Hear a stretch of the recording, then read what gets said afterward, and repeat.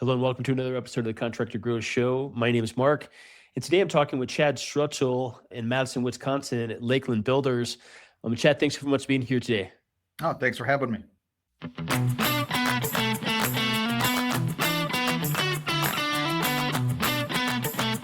Yes, you guys have got a great story. You've got a couple of companies that you run, but regarding Lakeland Builders, you guys are in the kind of greater Madison area. Maybe you could just give us a little history of the company, kind of how it got started and where you guys are at today. Sure.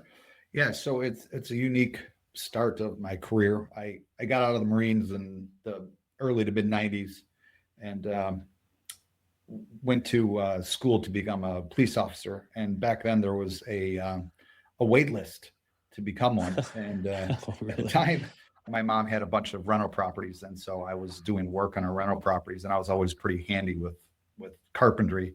And I started making money, and I got sick of, staying on the wait list because it was like 2 years.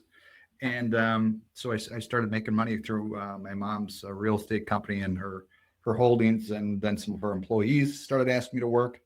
So I switched from the police science program to the construction management program at the technical college. Went through that, and once I graduated, which was in like 97, I think it was, I started Lakeland Builders. So from there, essentially I've been doing this for almost 30 years now. There was a period of time in the mid 2000s where I took a break for about a year and a half, and I got into some catastrophe insurance adjusting, which sort of started my other business, Performance Exteriors. But anyways, that's I've been building for almost 30 years now. So primarily new construction. Yeah. Amazing. So I was going to ask you that. What can you guys service offering? New house construction, any commercial work, and is it like whole house, interior, exterior, sort of new builds, remodels? Yeah. So I started out, back in the 90s building additions, graduated into homes, and primarily just did spec homes because they were easy. I didn't have to deal with clients. So it was just I was a one-man band at the time. And so I would just build a house, put it on the market and sell it and start another one. And so yes, primarily residential. I've built a few restaurants, multi-units and so forth. But over the past probably 6-8 years, we've just grown into more spec homes into contracts. And I live in an area here in Dane County, Madison, greater area. There's quite a few lakes here. And so we sort of spent the past few years building quite a few homes on the lakes, custom homes, as well as spec homes. I will buy a tear down and knock it down and put up a house and sell it. Yeah. Interesting. So you've got a background in real estate. I'm just curious. I've done a lot of real estate stuff myself. Is it all spec homes to sell? Do you buy some property, develop some stuff that you hang on to as well? Yeah.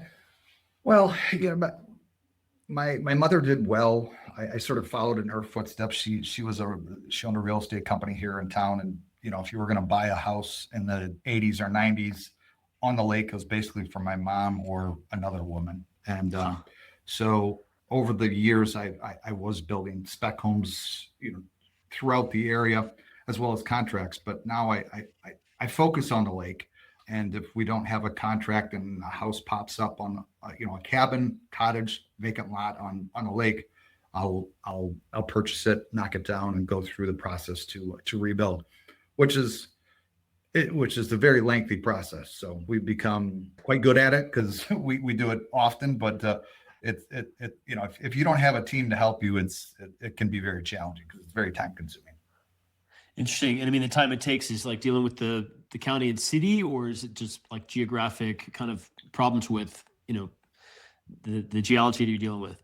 No, it's more the towns, counties, zoning, dealing with erosion control, water mitigation. First you need to find the property.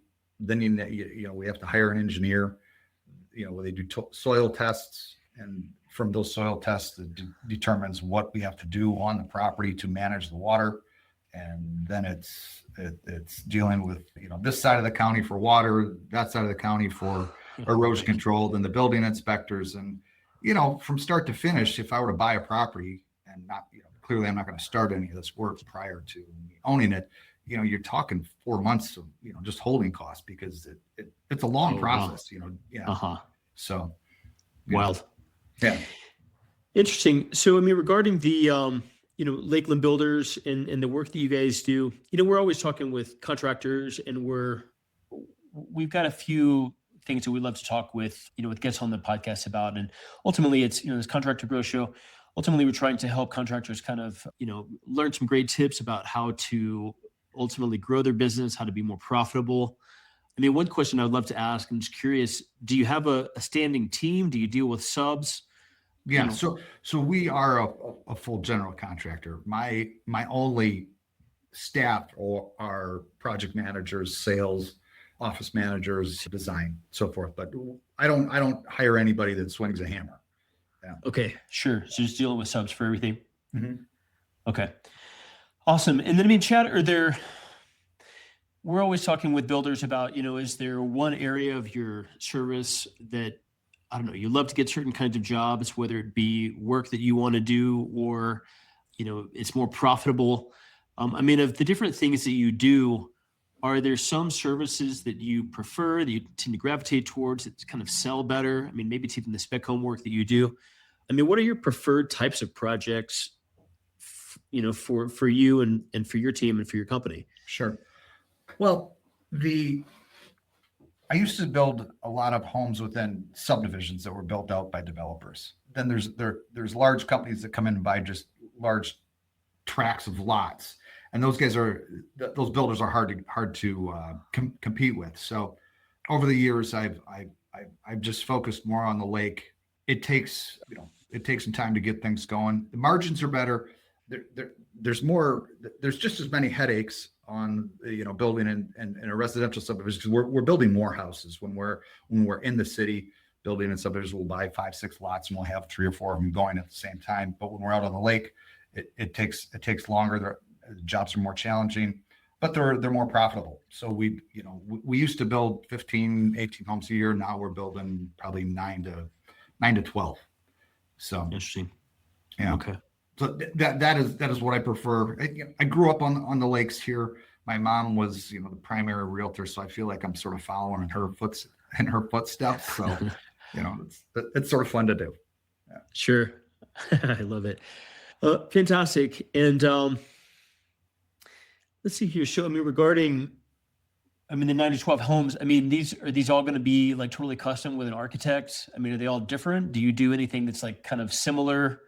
You've got an eye for what works really well in terms of your spec homes and things, but do you also get, a fair amount of help just from like an architect and that, or do you do a lot of design work yourself? No. So most of our design work, I would say 80% of it is with the draftsman. They just work a little quicker. You don't get as much details that you would with working with an architect, but holding the property for 4 months, we have to have a plan in order to start doing this engineering. So we need to have things that move a little quicker. So we use draftsmen because they just happen to work a little quicker. But a lot of these lots are, on the lakes they're 50 and 60 foot wide. So we have these plans that we just essentially have to continuously use over, because, with a 50 foot wide lot, you really can't do a whole lot. You're sort of limited to a long, skinny house. So we try to make it as nice as we can. We do have, I just recently purchased a property on a lake here, and it's 107 feet wide, which is almost unheard of. So which is exciting because I get to do whatever I want there. We're not focused to a long rectangle. So, but that's I would say one of the challenges on the lake is that the width of the lots can be, some of them are 35 feet narrow. I wouldn't buy one. Wow. But yeah, right. You put up a skinny house, 35 foot wide lot, and you get down that narrow, you're 5 foot side yard, so you got a 25 foot wide house. So, but it is supply and demand. There are only so many lots, and when they come available, if you want to be on the lake, it's hard to be picky when you're wanting to build on the lake. So right. You never know what's going to come up or what won't come up. I'll bet. Wild. So, you're a veteran. spent a lot of time in the Marines. I mean, it's really kind of central to the identity of the business. We've seen that a number of places. I wonder if you just talked a little bit about your military career, and especially as you have become, a prominent builder in your area, and working with team, and I don't know, the discipline that comes from being in the military. I mean, has that really carried over a lot into your life these days, and also your kind of building career? Well, I don't want to go too far back into my youth, but if it wasn't for the Marine Corps, I don't know what I'd be doing today. So I woke up after a weekend. I was like, I got to do something different with my life, and so I joined the Marines, and I'm so thankful and grateful for what the time that I spent there. So yeah, I was in it for 4 years. I was in the infantry, spent some time overseas doing a lot of fun things with really good guys. And yeah, I don't regret any minute of it. There's times I wish I would have spent more time in there. So, but I bet I did my 4 years and got out. But yeah, I tell you, running the business that I have now, the military does come into it. A lot of them, well, my office manager, she's been with me for 11 years as of today. My project manager, he's been with me for 7. So the people that I have, they're great people. We all get along very well. But that said, it's everyone's on time. They know they got to be on time. It's like I sort of run a very mild boot camp here, but everybody knows if you can't show up on time, you're not going to fit in here. So yeah, right. Yeah, and then that's one thing with our clients is that they recognize we get a lot of reviews that we follow through. We call, they call, we call right back. It's sort of a policy around here that if you get a phone call that day, you got 2 hours to return it. Oh man, so, yeah, so preaching the gospel. Yeah, I mean, we get a lot of jobs just because we call people back, and sometimes it's within minutes of when they call. So, because it's really easy these days just to let it go to voicemail and check it when you have time, but that's not how we roll here. Man, I want to just stop and acknowledge what you just said there. Okay, so we talk about this a lot. Very few companies, very few builders understand what Chad just said here. So, I mean, we put a lot of effort. You put a lot of effort into running your company. You, Chad, but you, listener. Okay, folks are listening to this and watching this. You put a lot of time, you put a lot of effort into getting people to call you. And of all of the builders I talk with, probably 1 out of 10 have this figured out. Maybe 1 out of 20, right? And what Chad said is a very, very important point. I mean, basically, speed to lead, right? We are always, showing these charts of if you take an hour, certainly if you take 24 hours or 3 days to respond to someone, the chance of them ultimately becoming a client is so much lower. I mean, they're going to be shopping your competition, and that guy's going to answer the phone and book a quote, and your host, right? So yeah. Regarding that, Chad, I mean, how have you set up processes? I mean, you have staff that's kind of here in-house. Sounds like this is important to you. You got this figured out. So, I mean, do you have a process or a system around that? Or, I mean, how are you able to consistently get back to people within a couple of hours or even less?